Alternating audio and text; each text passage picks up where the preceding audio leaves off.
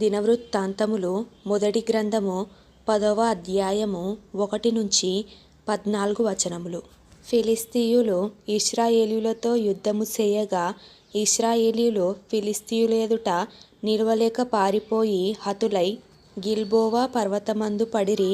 ఫిలిష్తీయులు సౌలును అతని కుమారులను తరిమి సౌలు కుమారులైన యోనాతానును అబీనాదాబును మల్కీషూవను హతము చేసిరి. యుద్ధములో సౌలు ఓడిపోవుచుండెను. అతడు అంబులు వేయువారి కంటబడి వారి చేత బహుగాయముల నొందెను. అప్పుడు సౌలు, ఈ సున్నతి లేని జనులు వచ్చి నాకు మానభంగము చెయ్యకుండా నీవు నీ కత్తి దూసి నన్ను పొడిచివేయుమని తన ఆయుధములను మోయువానితో ననగా వాడు బహుగా భయపడి అలాగు చేయుటకు ఒప్పలేదు గనుక సౌలు తన కత్తి మీద పడెను. సౌలు చనిపోయెనని ఆయుధములను మోయువాడు తెలిసికొని తానును కత్తిని పట్టుకొని దాని మీద పడి చచ్చెను.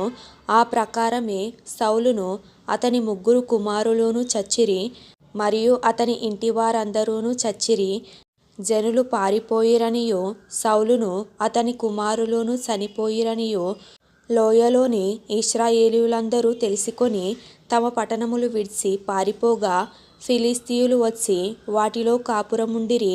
హతులైన వారిని దోచుకొనుటకై ఫిలిష్తీయులు మరునాడు వచ్చినప్పుడు వారు సౌలును అతని కుమారులును గిల్బోవ పర్వతమందు చచ్చి పడియుండుట చూచి అతని కవచమును దోచుకొని అతని తలను అతని ఆయుధములను తీసుకొని పోయి ఫిలిష్తీయుల దేశమంతటా వాటిని త్రిప్పి జరిగిన దానిని విగ్రహములకును జనులకును చాటించిరి.